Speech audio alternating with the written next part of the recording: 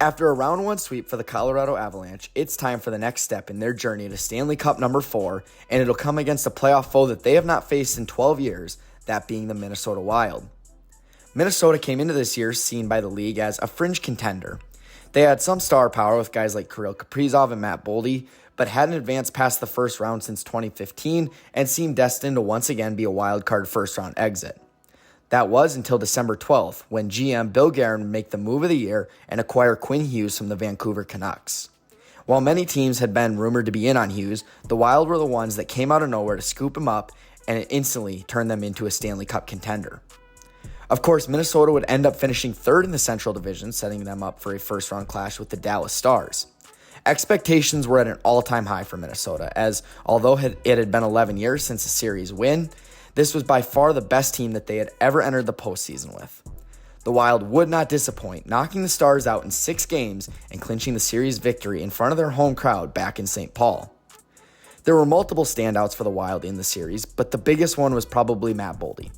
The young American superstar showed serious promise in the playoffs last season and at the Four Nation and Olympic international events, but he took it to another level in this series against the Stars. Boldy posted an unbelievable 9 points through the 6 games with a +8 rating, including the OT winner in Game 4 to even the series at 2 apiece. Standing at 6'2", the 25-year-old provides a big body, allowing him to protect the puck while still having unbelievable hands and edges, making him a threat from anywhere on the ice. Adding to the dynamic forward attack is Kirill Kaprizov. Kaprizov has been a force ever since entering the NHL back in the 2021 season, and the Russian got off to a bit of a slow start against Dallas, but would end up with 5 points in the final 3 games of the series. Kaprizov has the ability to get on his edges around the perimeter of the zone, making it almost impossible to get the puck off of his stick, and his elite vision and hands take over from there, allowing him to find almost any of his teammates at any spot within the zone. However, Boldy and Kaprizov are not the only dynamic duo in Minnesota, as the Wild also have a couple on the back end as well, with Team USA teammates in Brock Faber and Quinn Hughes. Since Hughes came over in the trade, the two have arguably been the best D-pair in the entire league. Together, they put up a combined 14 points in the series against Dallas, along with doing it on the defensive side of things as well, with a combined +20 rating in the 6 games. Both are elite offensively, but can also skate with anybody and take care of business in their own end as well. Boldy and Faber aren't the only young stars on the Wild roster, however, as their former first-round pick, Jesper Waldstedt, has come onto the scene in a big way for Minnesota this year. The Wild have ridden Philip Gustafsson as their starter for the past few seasons, so coming into the playoffs, many expected that to be the case once again. However, Waldstedt was the hot goalie down the stretch, so he earned the Game 1 start from head coach John Hines, and boy was that the right call.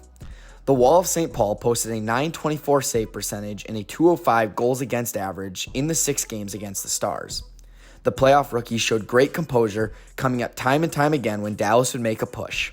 With a couple of great performances against the Avs already this year, there's no doubt he's going to be a tough nut to crack for Colorado entering the series.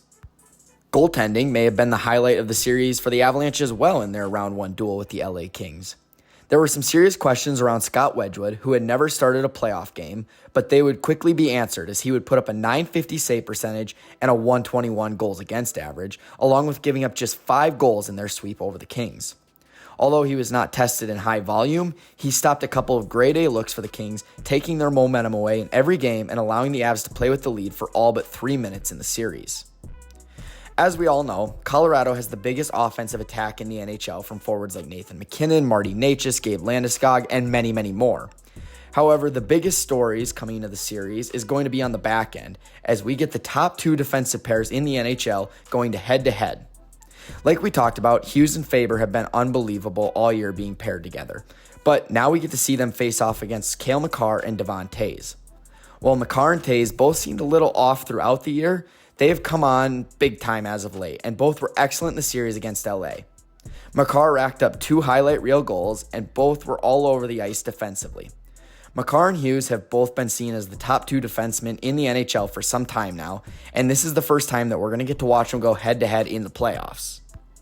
Both are so dynamic offensively, making moves along the blue lines that nobody else can, and they're both one-man breakouts, but they're both also so good at defending at an elite level and keeping opposing teams off the board.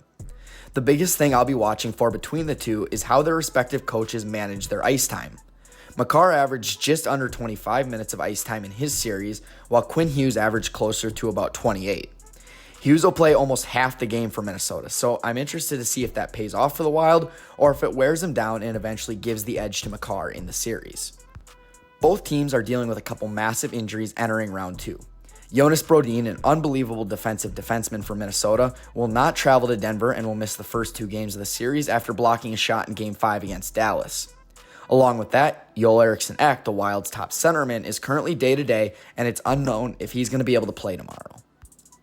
Should he not go, those are 2 massive losses for Minnesota, as both are defensive specialists, which are going to be essential in a high-end series like this one. For Colorado, they're unsure if Josh Manson will be good to go in Game 1.